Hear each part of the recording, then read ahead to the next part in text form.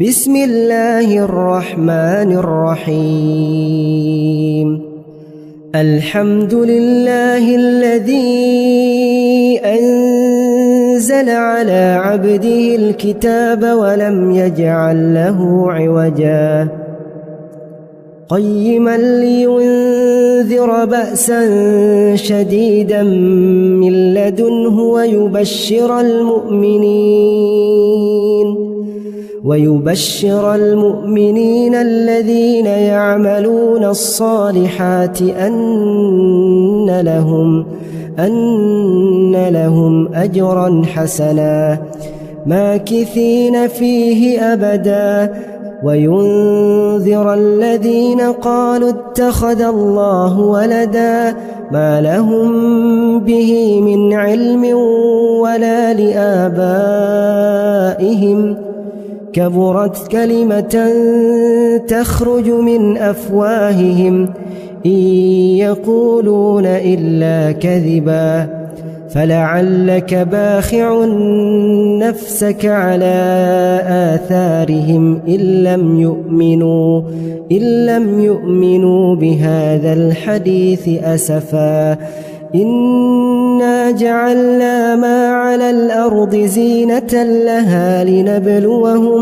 لنبلوهم أيهم أحسن عملا وإنا لجاعلون ما عليها صعيدا جرزا أم حسبت أن أصحاب الكهف والرقيم كانوا من آياتنا عجبا إذ أوى الفتية إلى الكهف فقالوا ربنا آتنا من لدنك رحمة وهيئ لنا من أمرنا رشدا فضربنا على آذانهم في الكهف سنين عددا ثم بعثناهم لنعلم أي الحزبين أحصى لما لبثوا أمدا نحن نقص عليك نبأهم بالحق إنهم فتية آمنوا بربهم وزدناهم هدى وربطنا على قلوبهم إذ قاموا فقالوا ربنا رب السماوات والأرض لن ندعو من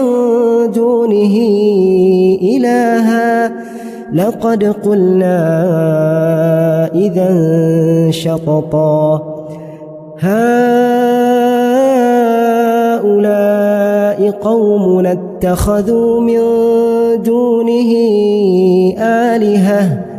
لولا يأتون عليهم بسلطان بين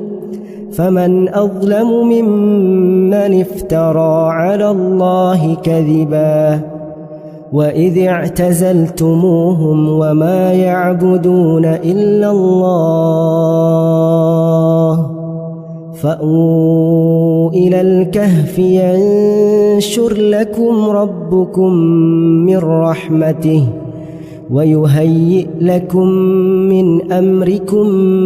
مرفقا وترى الشمس إذا طلعت تزاور عن كهفهم ذات اليمين وإذا غربت تقرضهم ذات الشمال وهم في فجوة منه ذلك من آيات الله من يهد الله فهو المهتد ومن يضلل فلن تجد له وليا مرشدا وتحسبهم أيقاظا وهم رقود ونقلبهم ذات اليمين وذات الشمال وكلبهم باسط ذراعيه بالوصيد لو اطلعت عليهم لوليت منهم فرارا ولملئت منهم رعبا وكذلك بعثناهم ليتساءلوا بينهم قال قائل منهم كم لبثتم قالوا لبثنا يوما أو بعض يوم قالوا ربكم أعلم بما لبثتم فابعثوا أحدكم بورقكم هذه إلى المدينة فلينظر أيها أزكى طعاما فليأتكم برزق منه وليتلطف ولا يشعرن بكم أحدا إنهم إن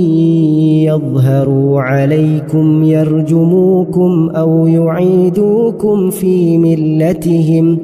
ولن تفلحوا إذن أبدا وكذلك أعثرنا عليهم ليعلموا أن وعد الله حق وأن الساعة لا ريب فيها إذ يتنازعون بينهم أمرهم فقالوا ابنوا عليهم بنيانا ربهم أعلم بهم قال الذين غلبوا على أمرهم لنتخذن عليهم مسجدا سيقولون ثلاثة رابعهم كلبهم ويقولون خمسة سادسهم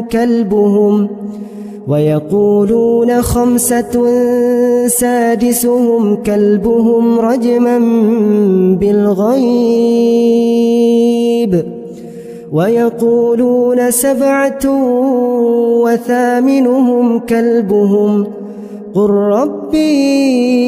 أعلم بعدتهم ما يعلمهم إلا قليل فلا تمار فيهم إلا مراء ظاهرا ولا تستفت فيهم منهم أحدا ولا تقولن لشيء إني فاعل ذلك غدا إلا أن يشاء الله واذكر ربك إذا نسيت وقل عسى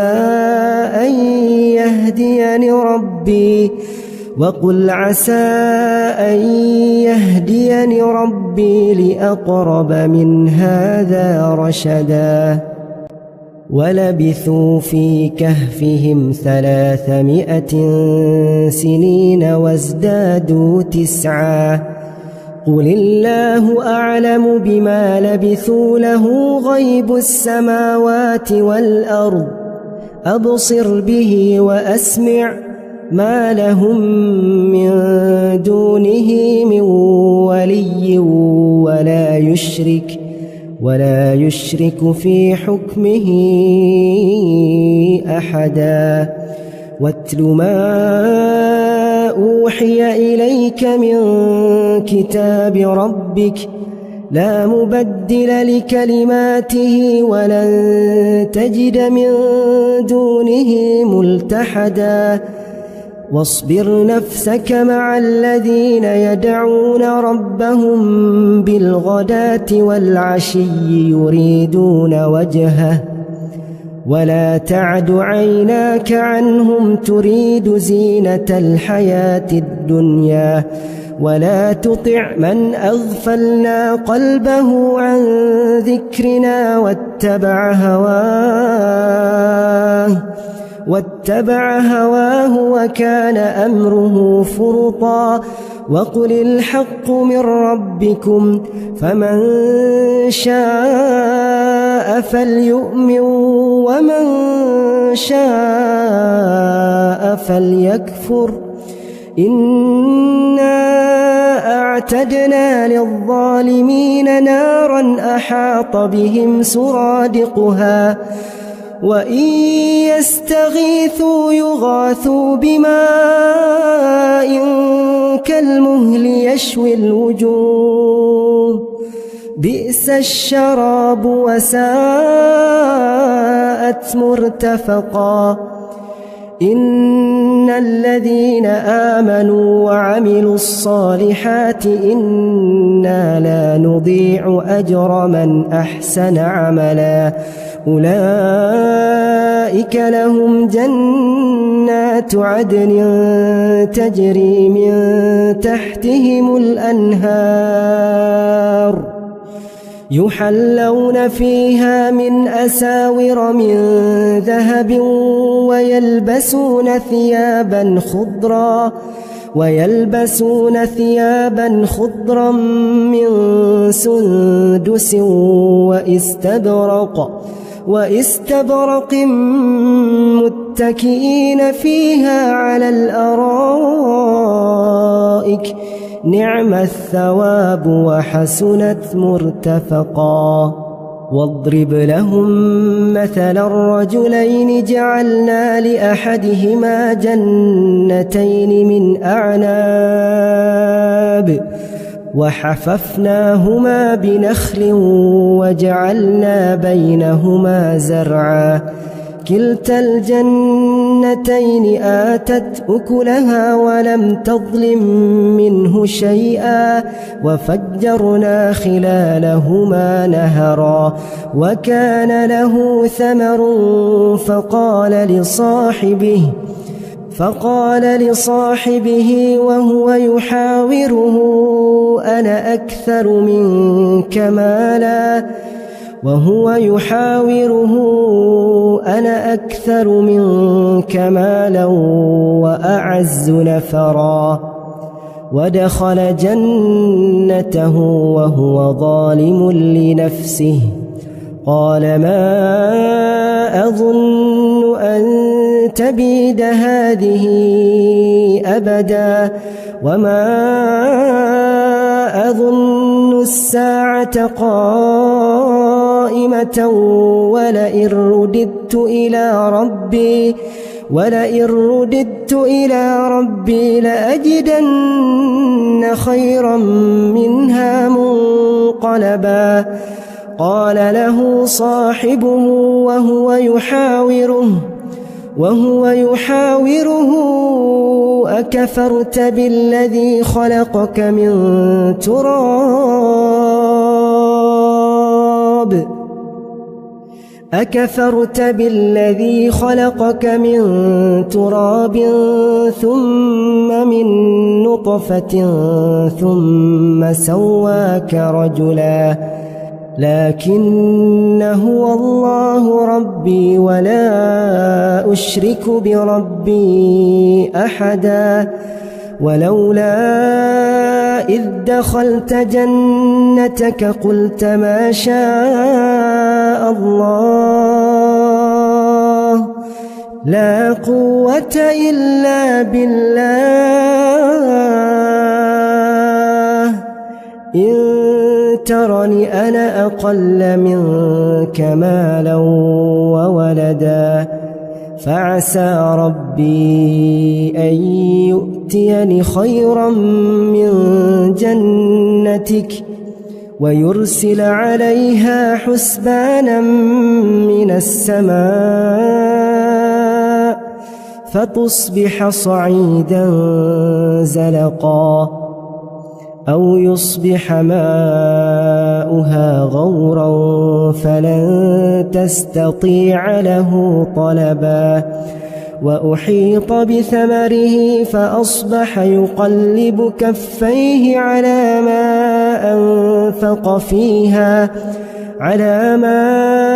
أنفق ونفخ فيها وهي خاوية على عروشها ويقول يا ليتني لم أشرك بربي أحدا ولم تكن له فئة ينصرونه من دون الله وما كان منتصرا هنالك الولاية لله الحق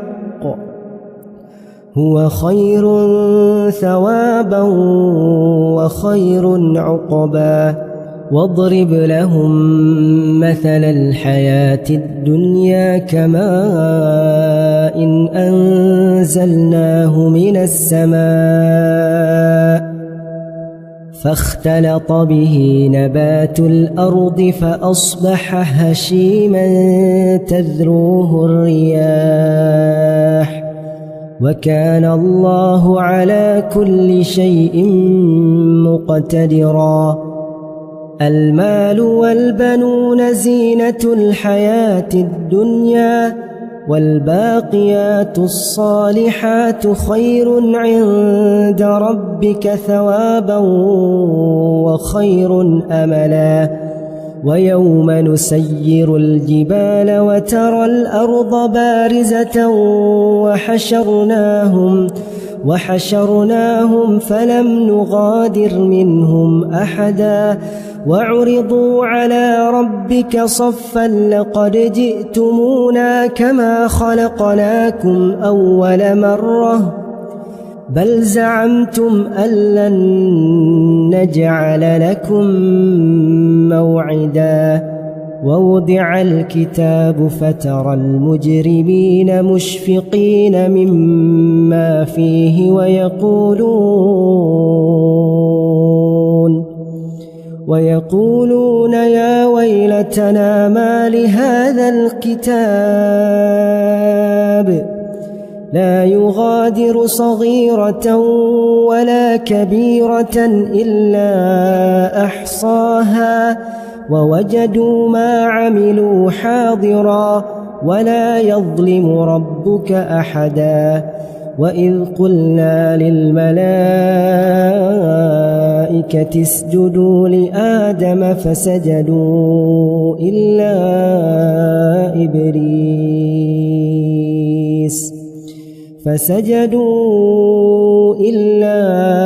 إبليس كان من الجن ففسق عن أمر ربه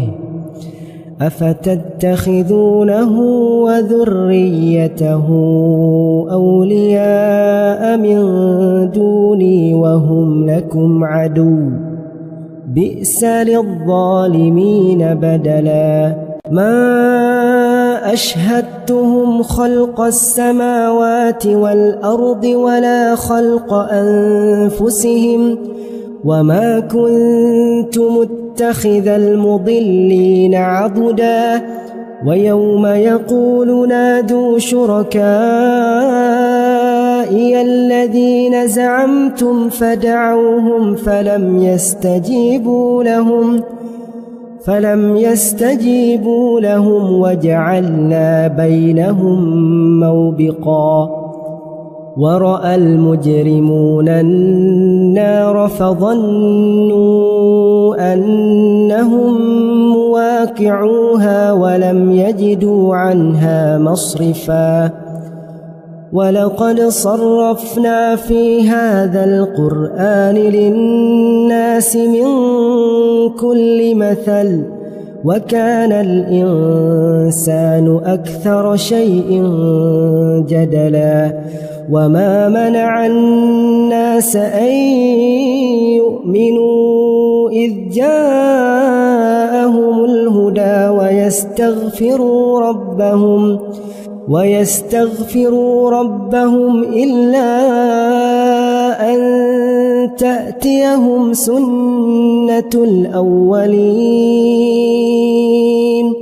إلا أن تأتيهم سنة الأولين أو يأتيهم العذاب قبلا وما نرسل المرسلين إلا مبشرين ومنذرين ويجادل الذين كفروا بالباطل ليدحضوا به الحق واتخذوا آياتي وما أنذروا هزوا ومن أظلم ممن ذكر بآيات ربه فأعرض عنها ونسي ما قدمت يداه إنا جعلنا على قلوبهم أكنة أن يفقهوه وفي آذانهم وقرا وإن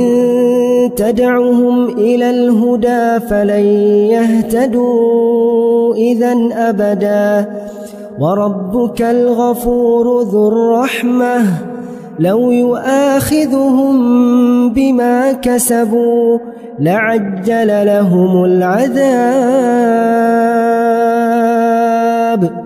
بل لهم موعد لن يجدوا من دونه موئلا وتلك القرى أهلكناهم لما ظلموا وجعلنا لمهلكهم موعدا وإذ قال موسى لفتاه لا أبرح حتى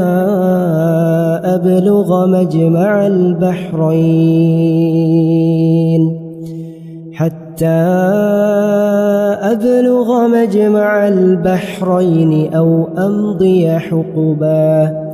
فلما بلغا مجمع بينهما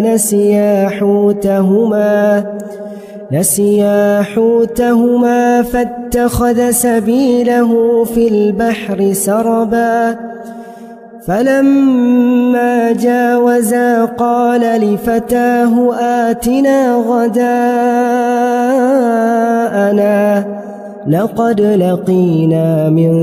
سفرنا هذا نصبا قال أرأيت إذ أوينا إلى الصخرة فإني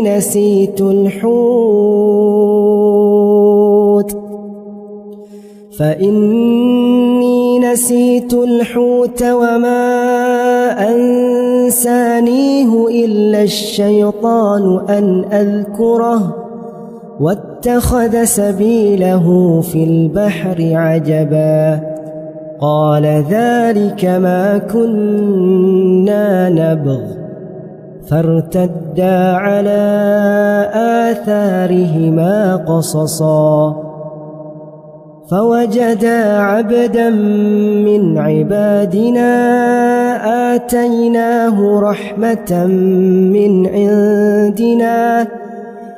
آتيناه رحمة من عندنا وعلمناه من لدنا علما قال له موسى هل أتبعك على أن تعلمني مما علمت رشدا قال إنك لن تستطيع معي صبرا وكيف تصبر على ما لم تحط به خبرا قال ستجدني إن شاء الله صابرا ولا أعصي لك أمرا قال فإن اتبعتني فلا تسألني عن شيء حتى أحدث لك منه ذكرا فانطلقا حتى إذا ركبا في السفينة خرقها قال خرقتها لتغرق أهلها لقد جئت شيئا إمرا قال ألم أقل إنك لن تستطيع معي صبرا قال لا تؤاخذني بما نسيت ولا ترهقني من أمري عسرا. فانطلقا حتى إذا لقيا غلاما فقتله. قال أقتلت نفسا زكية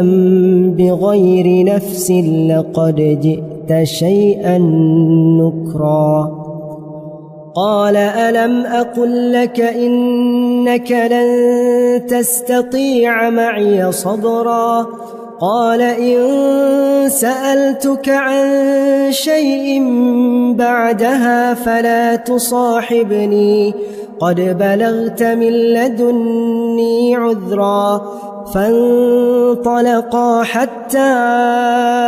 إذا أتيا أهل قرية استطعما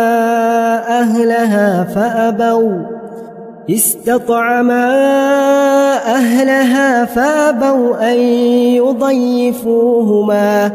فوجدا فيها جدارا يريد أن ينقض فأقامه. قال لو شئت لاتخذت عليه أجرا. قال هذا فراق بيني وبينك سأنبئك بتأويل ما لم تستطع عليه صبرا. أما السفينة فكانت لمساكين يعملون في البحر فأردت أن أعيبها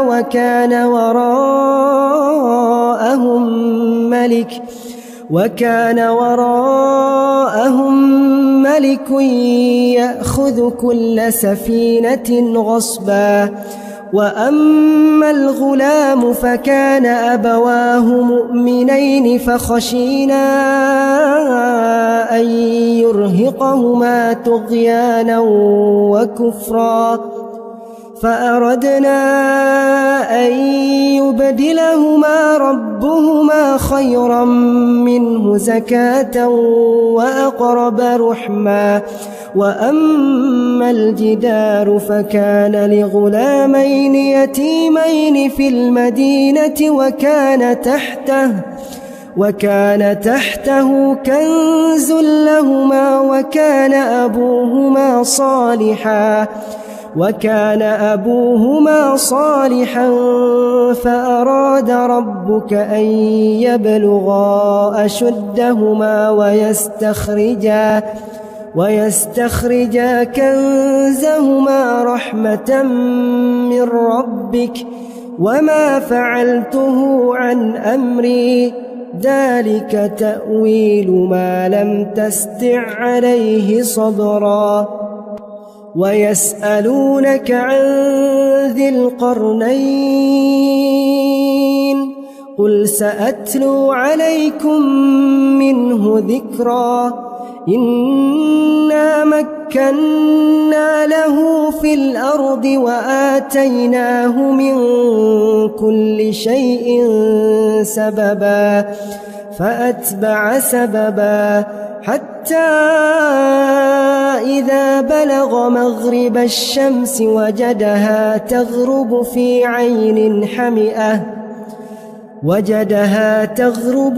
عين حمئة ووجد عندها قوما. قلنا يا ذا القرنين إما أن تعذب وإما أن تتخذ فيهم حسنا. قال أما من ظلم فسوف نعذبه ثم يرد إلى ربه فيعذبه عذابا نكرا. وأما من آمن وعمل صالحا فله جزاء الحسنى وسنقول له من أمرنا يسرا. ثم أتبع سببا حتى إذا بلغ مطلع الشمس وجدها تطلع على قوم لم نجعل لهم من دونها سترا كذلك وقد أحطنا بما لديه خبرا ثم أتبع سببا حتى إذا بلغ بين السدين وجد من دونهما قوما لا يكادون يفقهون قولا قالوا يا ذا القرنين إن يأجوج ومأجوج مفسدون في الأرض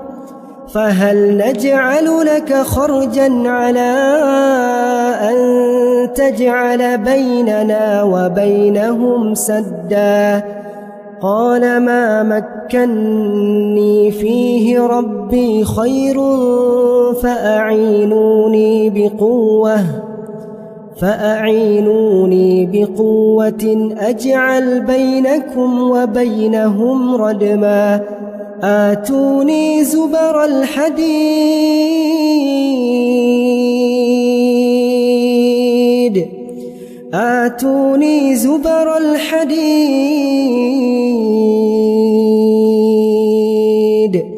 حتى إذا ساوى بين الصدفين قال انفخوا حتى إذا جعله نارا قال آتوني أفرغ عليه قطرا فما استطاعوا أن يظهروه وما استطاعوا له نقبا قال هذا رحمة من ربي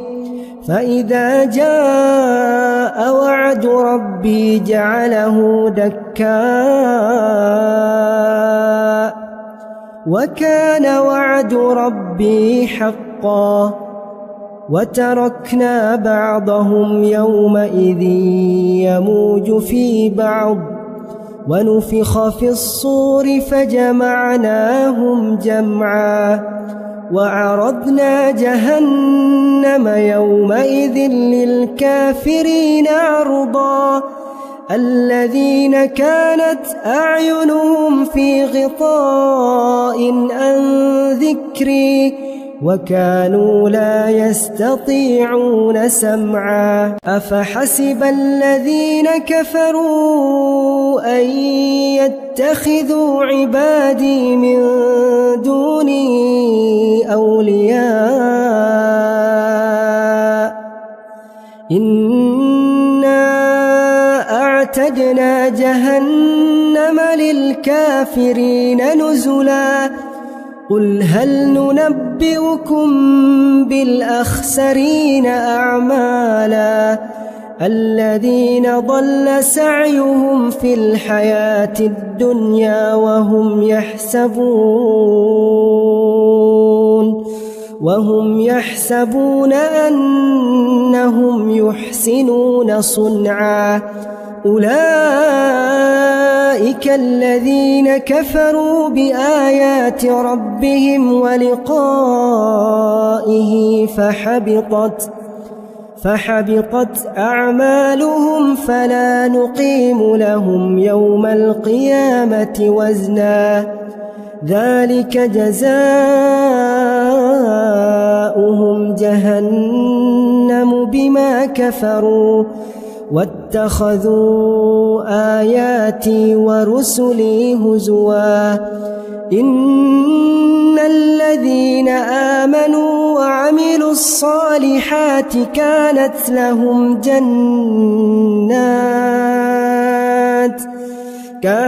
لهم جنات الفردوس نزلا خالدين فيها لا يبغون عنها حولا قل لو كان البحر مدادا لكلمات ربي لنفد البحر قبل أن تنفد كلمات ربي ولو جئنا بمثله مددا قل إنما أنا بشر مثلكم يوحى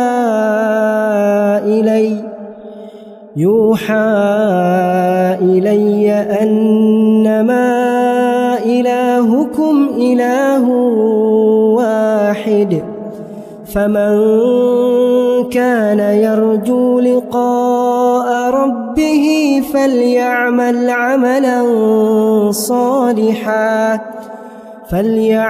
عملا صالحا ولا يشرك بعبادة ربه أحدا.